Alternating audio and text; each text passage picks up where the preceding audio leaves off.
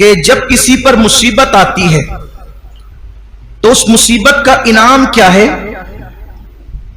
वो सुने।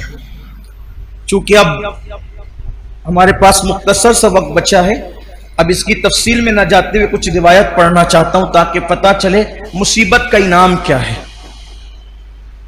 अल्लाह के हबीब सल्लल्लाहु अलैहि वसल्लम फरमाते हैं क़यामत का दिन होगा, क़यामत का दिन, क़यामत के दिन में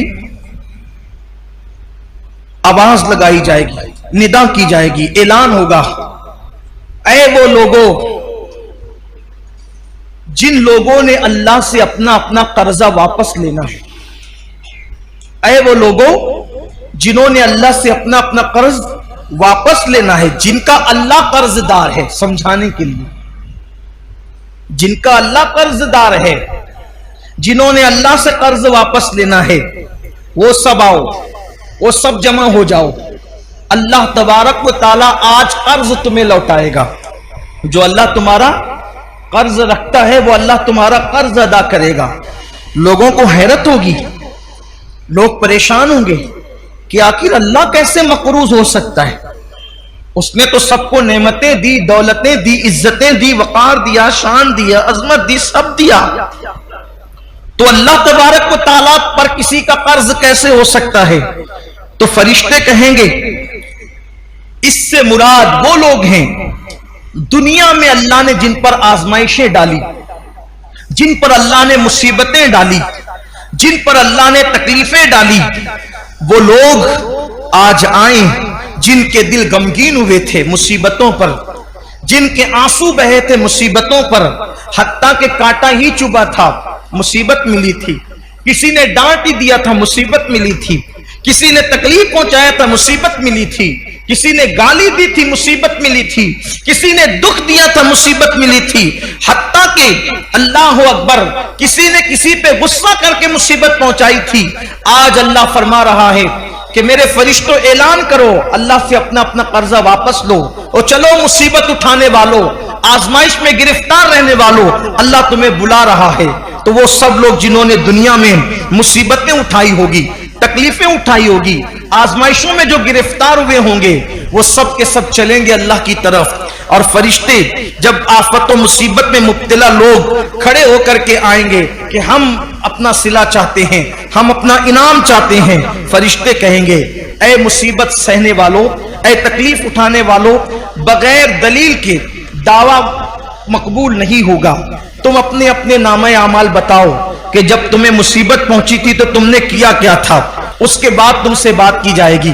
तो उसमें से बहुत सारे लोग छट जाएंगे, क्योंकि जब उनको मुसीबत पहुंची थी तो मुसीबत पहुंचते वक्त उन्होंने क्या किया था, अल्लाह की शिकायत की थी। जैसे मेरे आपकी तरह कुछ लोग होते हैं, सर में दर्द है तो दोस्तों के पूरे सर्किल को पता चलना चाहिए कि फुलां के सर में दर्द है।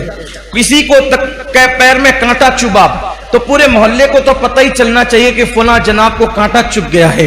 इसी तरीके से बुखार हो गया तो मैं समझता हूं कि पूरे ऑफिस और जहां जहां काम करते हैं सबको पता होना चाहिए कि बुखार हो गया।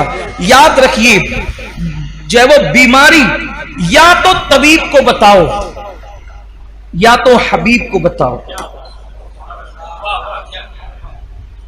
तबीब इसको इसलिए बताओ, तबीब को इसलिए बताओ कि वो इलाज करे, और हबीब को इसलिए बताओ कि वो जख्म पे मरहम रखे, वो पेशानी पर हाथ रखकर दुआ करे। तबीब और हबीब को बताने के अलावा फिर किसी तीसरे को बीमारी बताना, ये मैं गैरत इश्क के खिलाफ समझता हूं। मुंह में छाले आ जाए तो पूरी दुनिया को पता चले मुंह में छाले आ जाए, सर में दर्द हो तो पूरी दुनिया को पता चले, ये शिकायत है अल्लाह की। हमारे बड़े बड़े बुजुर्ग बरसा बरस बीमारियों में मुब्तला रहे, बीवी को भी नहीं पता चला कि मैं बीमारी में, शौहर को नहीं पता चला कि मैं बीमारी में। कुछ ऐसे भी तो हो जो यार के लिए कुछ बर्दाश्त करें, बल्कि आपको हैरत होगी, हैरत, मुस्तफा जान रहमत सल्लल्लाहु अलैहि वसल्लम ने किस तरह गैरते तौहीद सहाबे किराम के दिलो दिमाग के अंदर रचा बसा दिया था, रचा बसा दिया था कि एक मर्तबा जिब्रील अमीन अल्लाह के रसूल की बारगाह में आए और आने के बाद पूछा, या रसूल अल्लाह, अल्लाह आपको सलाम कहता है। और अबू बकर को भी सलाम कहता है। मेरे आका के यार की शान क्या है, मेरे आका के यारों की शान क्या है। महबूब के कदमों में बैठकर इस मकाम पर फाइज हुए कि जिन्हें खुदा भी सलाम कहता है। अल्लाह आपको और अबू बकर को सलाम कहते हैं और अल्लाह पूछ रहा है आका या रसूल अल्लाह, अल्लाह पूछता है आपसे कि आप अबू बकर से पूछिए कि अब तो उनकी तबीयत ठीक है ना। अल्लाह आपसे पूछते हैं कि आप पूछे कि अब तो उनकी तबीयत ठीक है ना। सिद्दीक अकबर से हुजूर ने पूछा, अबू बकर अल्लाह पूछ रहा है अब तो आप ठीक हैं। अल्हम्दुलिल्लाह हुजूर मैं ठीक हूं। आका ने पूछा क्यों अबू बकर, कोई तकलीफ थी? हाय हाय, गैरत इश्क का अंदाज देखें, गैरत इश्क का अंदाज देखें। अल्लाह के रसूल पूछते हैं अबू बकर क्यों, कोई तकलीफ थी? हाँ का कुछ थी, बताया नहीं। हुजूर आप ही के दर्स ने मजबूर कर दिया था कि यार की शिकायत किससे कैसे कर, यार की शिकायत कैसे करूं, यह आपका दर्स था, इसलिए मैं आपको भी बता न सका। मैं अपनी मुसीबत तकलीफ अपनी तबीयत की आपको ही बता न सका क्योंकि आपने जो गैरत इश्क का दर्स दिया था मुझे गवारा न हुआ कि यार की मैंने डर लगी मुझे कि अगर मैं ये तकलीफ आपसे बयान कर दूं यार नाराज ना हो जाए कि मेरी शिकायत मेरे महबूब से की जा रही। ये है अल्लाह वालों का अंदाज। और जब मुसीबत सहने वाले जो जिन पे मुसीबत आई होगी वो अज्र लेने के लिए क़यामत के दिन खड़े होंगे। मुसीबत आई होगी, क्या अल्लाह के फरिश्ते कहेंगे आमाल नामा बताओ, पहले दलील पेश करो कि तुमने क्या किया था। वो आमाल नामा खोले जाएंगे। जब आमाल नामे खुलेंगे तो कहेंगे इसमें तो तुमने गुस्सा किया अल्लाह पे। कुछ लोग कहते हैं ना अल्लाह को मेरा ही घर मिलता है बीमारी के लिए, माशअल्लाह मारने के लिए मेरा ही बेटा मिला था, मेरी बीवी मिली थी। अरे तेरी क्या बीवी और तेरा क्या बेटा, वल्लाह अगर खुदा उसको पैदा न करता तो वो तेरी बीवी कब होती, अल्लाह न देता तो वो तेरा बेटा कब होता, अल्लाह न देता तो वो तेरा माल कब होता।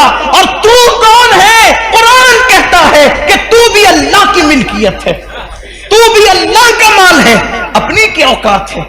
तो अज्र ज़ाय न करो वावेला करके, मुसीबतों पर जो अज्र मिलने वाला है अल्लाह ताला की शिकायत करके ज़ाय न करो। सिद्दीक अकबर जैसा ज़र्फ तो नहीं हो सकता लेकिन कुछ तो